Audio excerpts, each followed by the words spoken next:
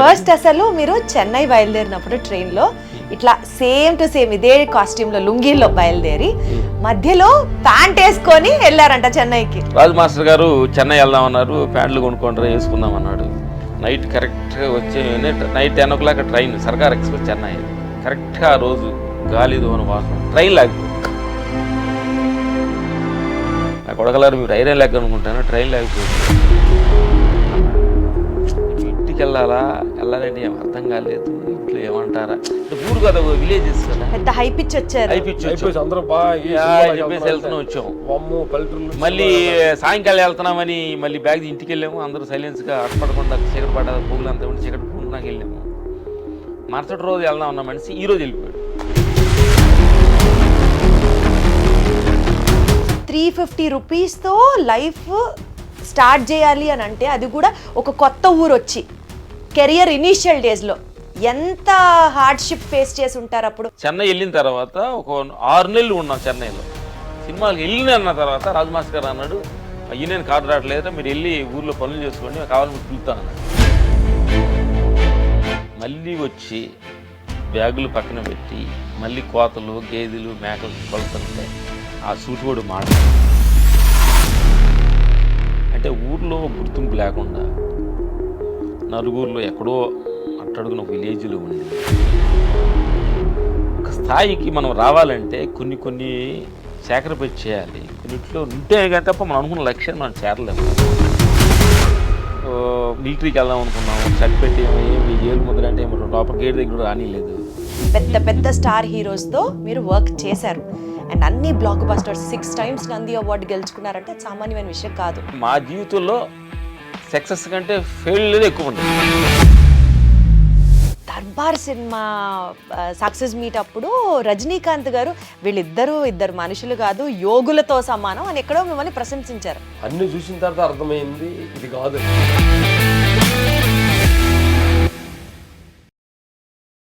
పేరుకి వాళ్ళు ఇద్దరు, కానీ ఆలోచనలు same to same, dressing style same to same, పాటించే సిద్ధాంతాలు సేమ్ టు సేమ్, ఫాలో అయ్యే వాల్యూస్ సేమ్ టు సేమ్.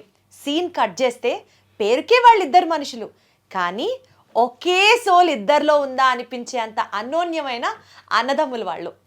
ఇంత ఇంట్రడక్షను మన టాలీవుడ్కి సంబంధించి నేను ఎవరి గురించి మాట్లాడుతున్నాను, ఎవరి గురించి ఇంత చెప్తున్నాను అనేసరికి మీకు అర్థమైపోయి ఉంటుంది. You are absolutely correct. Stunt choreographers of Tollywood అందరికీ చాలా చాలా చాలా కావాల్సిన వాళ్ళుగా పేరు పొందిన రామ్ లక్ష్మణ్ గారు మనతో ఉన్నారు. నమస్తే అండి, ఎలా ఉన్నారు? సూపర్. యాక్చువల్లీ నా ఫస్ట్ క్వశ్చన్ వేరే ఉండింది, కానీ ఇంటర్వ్యూ స్టార్ట్ చేసే ముందు మన వాళ్ళు కెమెరా వాళ్ళు రోల్ అని చెప్పాక సార్ ని చూశాను, ఏదో ముద్రలో ఉన్నారు, ఏదో ధ్యానంలో ఉన్నారు, ఏదో చేస్తున్నారు, అదేంటో ఫస్ట్ క్లారిటీ ఇస్తే ఇంటర్వ్యూకి వెళ్దాం. అంటే ఈ ముద్ర ఏంటంటే నేను అనే నిరంతరం త్రో చేయకుండా బ్యాలెన్స్ చేసే ముద్ర ఇది. కాబట్టి ఇలా ఉంటే అనుక్షణం మీకు మీరు చెప్పుకోవాలి. ఏం లేదు, మనం అవతల ముందు నేను అనే ప్రదర్శన ఎక్కువగా చూపించాలని ప్రయత్నిస్తుంది అనమాట. లోపల ఉండే ఆంభావం సరే కొంచెం ఆ ముద్ర కొంచెం వేసినప్పుడు కొంచెం బ్యాలెన్స్ నీకు అంత సీన్ లేని చెబుతూ ఉంటుంది. అంటే మనకి మనం ఎప్పటికప్పుడు కామ్ డౌన్ మనకంత సీన్ లేదు అని చెప్పాలి. లేదా నాకు కొమ్ములు ఉండి నాకు పెద్ద నేను అది అనే పని అనే దానికి అలాంటి అలవాటు పడిపోయింది కాబట్టి ఫ్లోలో వచ్చేస్తాం. కానీ మనిషికి కాన్ఫిడెన్స్ చాలా అవసరం కదా. మరి మనం ఎప్పటికప్పుడు మనమే మనల్ని తగ్గించేసుకుంటూ ఉంటే కాన్ఫిడెన్స్ ఉండాలి కదా మనిషికి ఏదైనా సాధించాలంటే. 2 రకాలైన తగ్గింపులు అంటే మనల్ని తక్కువ చేసుకోవటం ఒక పద్ధతి అయిన అహంకారం, మనల్ని సాక్షి చూడటం ఇంకొక రకమైన. తక్కువ చేసుకోవడం అంటే 2 రకాలు ఉండే, నేను వేస్ట్ అది అని కాదు అనేది. నా గురించి నువ్వు, నేను చేసే పనిని గురించి నా గురించి నువ్వు నన్ను ఎక్కువ చేసుకోవాలి తప్ప నేను చేసుకోకూడదు. అంటే అర్థమైంది. అర్థమైంది. మీరు ఫీల్ అవ్వచ్చు సూపర్ గా నువ్వు యాంకర్ గా ఉన్నావు బంగారు తల్లి, నువ్వు మాట్లాడే పద్ధతి ఎక్సలెంట్ గా ఉంది బంగారం అని మేము చెప్పాలి తప్ప నేను నవ్వితే అందంగా ఉండానండి నేను సూపర్ అంటే నువ్వు అనుకుంటే అంటారు. ఓకే, అయితే నేను కూడా ఇలానే ఇంటర్వ్యూ చేస్తా, కంప్లీట్ గా నేను కూడా ఇలాగే ఇంటర్వ్యూ చేస్తా అయితే. ఓకే, అప్పుడు నేను కూడా బ్యాలెన్స్డ్ గా మాట్లాడు. No open for no problems. Starting ఎలా ఉండదు అని తెలిసి చెప్పావు అనుకోండి, నో ప్రాబ్లమ్స్. Okay, super. సరే, నేను కూడా గుర్తుంచుకొని అనుక్షణం నాకు నేను చెప్పుకుంటా. యాక్చువల్గా ఈ ఇంటర్వ్యూలో మీరు చాలా ఇంటర్వ్యూస్ చేశారు, చాలా ఇంటర్వ్యూస్ చూశాను నేను కూడా, ఇవాళ మిమ్మల్ని ఇంటర్వ్యూ చేస్తున్నానంటే. సో మీ లైఫ్ జర్నీలో జనాలకి తెలిసిన చాలా అంశాలు ఉన్నప్పటికీ కూడా నేను ఇన్స్పిరేషన్గా మీ లైఫ్ జర్నీలో మీ గురించి తెలుసుకున్నప్పుడు మీ కెరియర్ స్టార్టింగ్ నుంచి ఫాలో అవుతూ వచ్చిన కొన్ని అంశాలకు సంబంధించి స్టార్ట్ చేసి దెన్ లోతుగా ఇంటర్వ్యూలోకి వెళ్దాం. ఫస్ట్ అసలు మీరు చెన్నై బయలుదేరినప్పుడు ట్రైన్లో ఇట్లా సేమ్ టు సేమ్ ఇదే కాస్ట్యూమ్లో లుంగీలో బయలుదేరి మధ్యలో ప్యాంట్ వేసుకొని వెళ్ళారంట చెన్నైకి. ఏంటి ఆ ట్రాన్సిషన్? అంటే ట్రైన్లోనే మీకైనా జ్ఞానోదయం ఏంటి? అట్లనే కాదు, మేము లింగిలతో ఊర్లో పొలం పని చేసేవాళ్ళం కదా. ఈ పంచులంటే ఈ కథ కాస్ట్లీ, అంత కాస్ట్లీ లేవు. విలేజ్ లో పొలం ఉంటాయి, ఇది 10 రూపాయలు 20 రూపాయలు ఉంటాయి కదా. అలాంటి కట్టుకొని మా రాజు మాస్టర్ దగ్గరికి వెళ్ళాం అనమాట. చెన్నై వెళ్ళబోతే ట్రైన్లో ఎగలిపోయేటప్పటికి వెళ్ళినప్పుడు ఏమన్నారంటే, చూసి ఇది లింగిళ్ళు ఆడికి వస్తే తెలుగు వాళ్ళు ఇప్పుడు గొల్టీ అంటారా, కొంచెం ప్యాంట్ వేసుకోవాలన్నప్పుడు అప్పుడు ప్యాంట్ వేసుకో అవసరమా అనేది ఆ పక్కనే రైల్వే స్టేషన్ పక్కన ఉంటే ఏదో ఎంతో 35 రూపాయలు ఎంతో ప్యాంటు టైం కొనుక్కొని ఫస్ట్ టైం ట్రైన్ ఎక్కడం అనమాట. అది ఓహో, సో మనం ఇట్లా ప్రెజెంట్ చేసుకోవాలి అని ఎవరైనా చెప్పిన మా గురువు గారు రాజు మాస్టర్ గారు ఫస్ట్ టైం చెప్పారనమాట. అసలు మీరు స్టంట్ మాస్టర్స్ అవ్వాలి అన్న ఒక కాన్సెప్ట్ తోనే ఇండస్ట్రీలోకి వచ్చారా? ఇండస్ట్రీలోకి వచ్చేటప్పుడు మీ విజన్ ఏంటి? ఇండస్ట్రీలోకి వచ్చేటప్పుడు విజన్ ఏంటంటే ఊరు నుంచి బయటికి వెళ్ళాలనే విజన్. ఫస్ట్ ప్యాంట్ వేసుకోవాలని అంటే సినిమాలో హీరోలు ప్యాంట్ వేసుకుంటారంటే అంటే మనం ప్యాంట్ వేసుకుంటేనే ఏదో ఒక తెలియని ఒక కిరీటం అన్న ఫీలింగ్స్. ఊర్లో గేదెలకి మేకలు కాసుకుని ప్యాంట్ వేసుకుని ఎగతాలు చేసేవాళ్ళు అనమాట. ఆ ప్యాంట్ వేసుకోవడానికి మాకు 2-3 నెలలు ప్యాంట్ వేసుకుని ఊరు వెళ్ళడానికి 2-3 నెలలు టైం పట్టింది. చెన్నై నుంచి వచ్చేటప్పుడు రైల్వే స్టేషన్లు దిగి ప్యాంట్లు మడిచి బ్యాగులో పెట్టుకొని లుంగిలు కట్టుకొని వెళ్ళేవాళ్ళు. అట్లా ఏం లేదు తల్లి, ఆ విలేజెస్లో ఒక పక్షికి రెక్కలు వస్తే గూట్లో నుంచి వెళ్ళాలని ఎలా ప్రయత్నిస్తుందో అట్లా మా లోపల ఇన్నర్ ఏదో మమ్మల్ని ఇక్కడ నుంచి ఎదుగు వెళ్ళాలి అనేది ఒక అన్వేషన్స్లోనే వేరే ప్రయత్నించాము. మిలిటరీకి వెళ్దాం అనుకున్నాము, షర్ట్ పెట్టి ఏమి జైలు ముద్ర అంటే లోపల గేట్ దగ్గర రానిలేదు. అన్వేషన్స్లోనే మాకు ఈ సినిమా అవకాశం ఫైట్ మాస్టర్ రాజు మాస్టర్ గారు మా ఫాదర్ ద్వారా అవకాశం. యాక్చువల్గా నేను ఒక చిన్న గెస్ట్ తీసుకుంటా, తప్పైతే నన్ను క్షమించండి. చెప్పండి. మీలో మీరు రామ్ గారు, మీరు లక్ష్మణ్ గారు, తప్ప కరెక్టా? తప్పైతే క్షమించండి. క్షమించాల్సింది ఏముందని పెద్ద ప్రాబ్లం ఏం లేదు, అది కరెక్టే కాదు. ఆ రాము నేను లక్ష్మణ్ ఎలా గుర్తుపడతారండి? ఎవరు రామ్ గారు ఎవరు లక్ష్మణ్ గారు ఎలా తెలుస్తుంది చెప్పండి మాకు. పెద్దగా కొద్ది ఎక్కువ మాట్లాడుతుంటే రాము అనుకుంటారు, తక్కువ మాట లక్ష్మణ్ అనుకుంటారు కొంతమంది. అది ఉల్టా జరుగుతుంది. తక్కువ మాట్లాడేది లక్ష్మణం, తక్కువ మాట్లాడేది లక్ష్మణ్. నేను లక్ష్మణం, తక్కువ మాట్లాడితే రాము. ఓహో, తక్కువ మాట్లాడితే రామ్ గారు, ఎక్కువ మాట్లాడితే లక్ష్మణ్ గారు.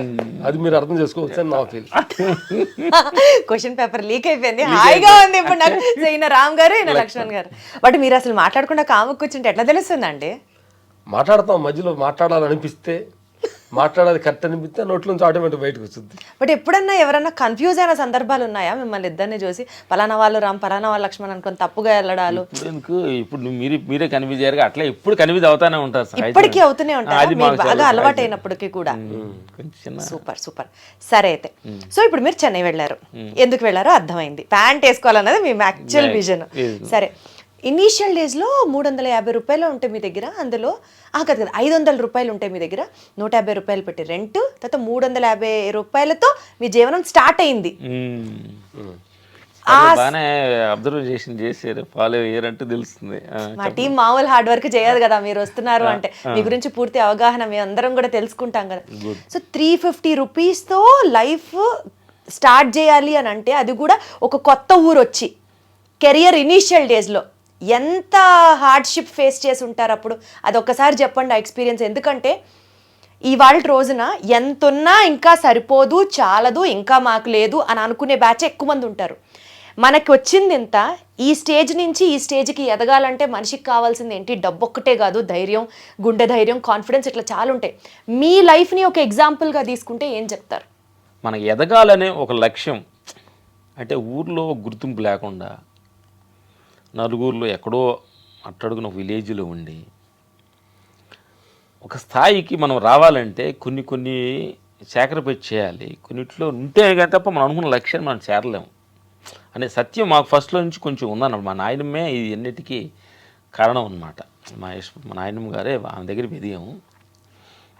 ఇది అంటే అలాంటి డబ్బు సమయంలో చెన్నై విజయ్ వాహన్ స్టూడియో దగ్గర ఎదురుగా వాటర్లో అన్నము చాలా తక్కువగా పెడుతున్నారు. అంటే బడ్జెట్ అంటే రేటు తక్కువగా ఉంటుంది, తెలుగు వాళ్ళు పెడుతున్నారని తెలుసుకొని అక్కడికి వెళ్ళేవాళ్ళని ఒక పూట భోజనం చేయడానికి నడిచి ఎక్కువగా.